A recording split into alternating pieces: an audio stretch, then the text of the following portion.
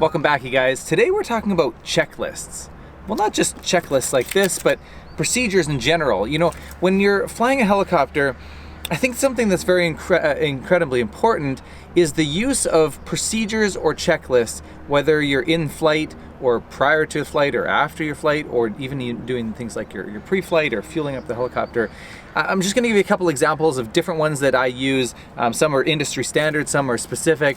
You know, HASEL is a good one. So it's an abbreviation, HASEL, and that's what you use when you're flight training. You're actually getting ready to enter an auto rotation, a practice auto rotation. So height, area, security, engine, lookout. You know, you go through that procedure to make sure that everything is safe and prepped and ready for that exercise.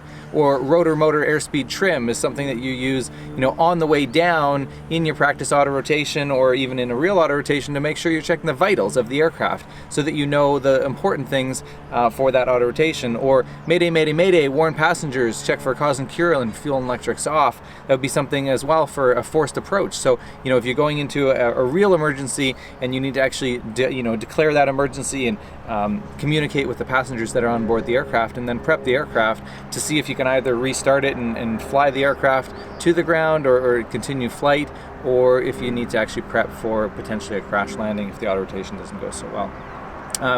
Checking your tail is clear, left or right. That would be more of a procedural thing. It's not so much a checklist to follow, but it's a procedural type thing. And so, you know, every time you're going to do a pedal turn and move that helicopter, you know, left or right, you want to check, hey, the tail's all clear to the right. Okay, there's nothing that it can hit.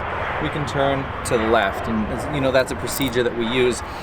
There's lots of different ones. I can think of ones for even fueling the helicopter. So having a procedure in place, you know, when you pull off that gas cap, where are you going to put that gas cap? Are you going to lay it on the floor? Are you going to set it on the outside of the helicopter? You're going to put it on the seat inside the helicopter, maybe stuff it in your pocket. You know, there's different procedures that we can use, and they have different results. But if we don't have procedures, and every time we do something it's a little bit different, that makes it very difficult to make sure that we're never going to miss something.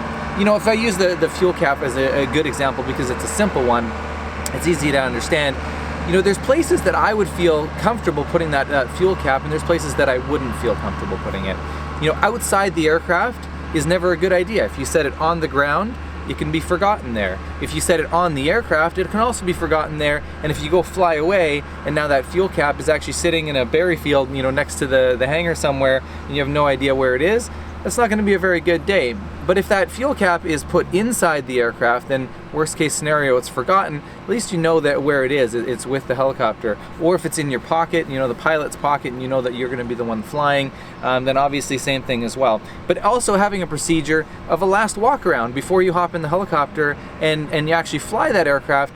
You know, let's say you had forgotten, the procedure was kind of good, but you forgot something. Having another procedure as a safety net to confirm that first one is really important as well. So we can use that example. You walk around the helicopter. I personally have the procedure that if I go flying, I will never hop in the pilot's seat until my hand has physically touched the fuel cap. If there's two fuel caps, I'll make sure they touch both fuel caps. So I remember, I can physically, you know, connect and say, okay, I know that fuel cap is on before I actually hop in the helicopter and go flying. So there's procedures like that. Obviously, you know, the more complex the helicopter, the bigger the checklists are for that aircraft. Now, you know, startup checklists and shutdown checklists, a lot of people don't even teach to use them. Or after school, they say, okay, forget the checklist. Now it's just, procedure. That's actually quite okay. There's actually nothing wrong with that if you're familiar with the aircraft and you know the start and shutdown procedures. But again, you want to go through a bit of a mental checklist of how you're going to start up that aircraft or how you're going to shut it down. So, you know, a lot of people, they'll go procedurally through, you know, they'll start at the top if there's some circuit breakers or something at the top, and they'll work their way down and through the whole cockpit, and then they'll have a procedure to make sure that there's nothing forgotten on that startup or on that shutdown. Why is this so important?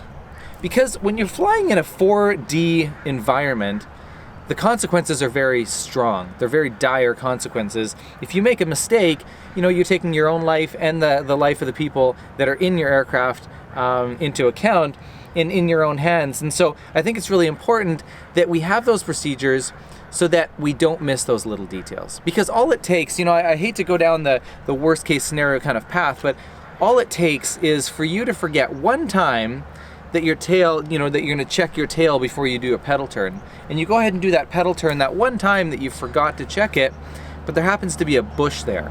Or worse even still, a stump or a rock or something like that. And when you turn that helicopter, now all of a sudden that tail rotor strikes that object, whatever it happens to be. What's going to happen? What's the result of that? Well, you know what? The helicopter is going to start to spin.